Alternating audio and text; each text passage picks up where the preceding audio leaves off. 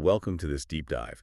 Today we're tackling something pretty fundamental, this common idea that we should actively chase happiness. Yeah, and the sources we're digging into today, some really insightful essay excerpts they push back on that hard, suggesting it might actually be the wrong approach entirely, maybe even destructive. Okay, so that's the core argument we need to unpack, that the very act of trying to grab happiness, seeking it out, actually pushes it further away. Exactly. It's a bit paradoxical, isn't it? And it's not a new idea. The sources bring up people like Alan Watts. Oh, right. His idea that wanting security is insecurity. Precisely. Or to hold your breath is to lose your breath.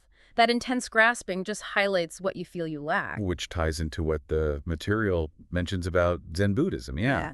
That desiring fulfillment kind of implies you don't have it.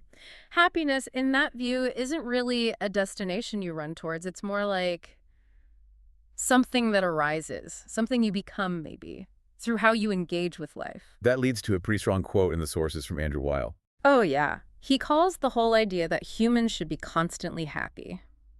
Let me get this right. A uniquely modern, uniquely American, uniquely destructive idea. Wow. That's quite an indictment, especially of something so central to, well, modern culture. It really is. And it makes you ask, why are we so obsessed with chasing it?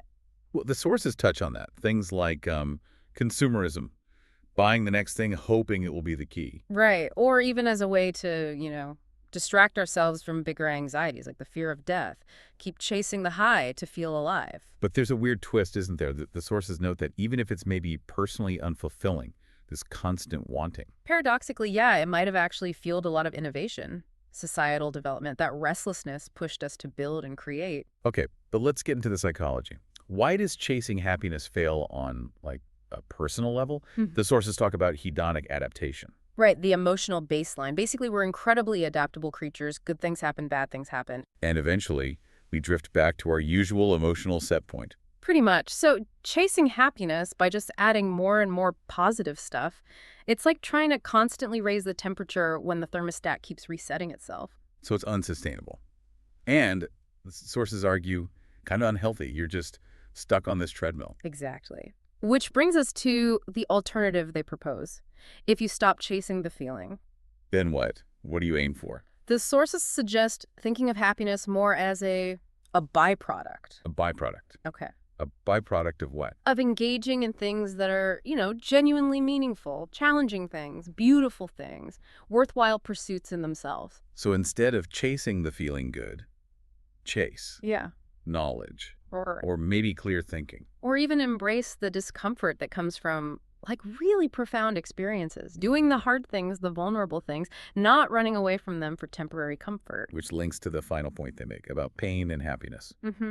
That you can't really have one without the capacity for the other. Trying to avoid all pain means you inadvertently numb yourself to potential joy, too. Like they're two sides of the same coin. Yeah, exactly. You shut down the full range.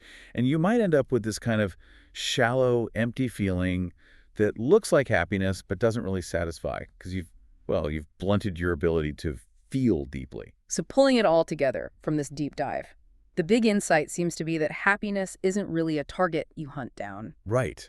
It emerges. It's an outcome of living a life that's engaged, that embraces challenges, that seeks meaning, even when it's tough. It's about building the capacity for happiness through how you live, not just constantly grasping for the feeling itself. Makes sense? Yeah, it shifts the focus quite dramatically. So a final thought for you listening. If chasing happiness itself might be leading us off track, what discomfort or what challenge might you actually choose to lean into this week?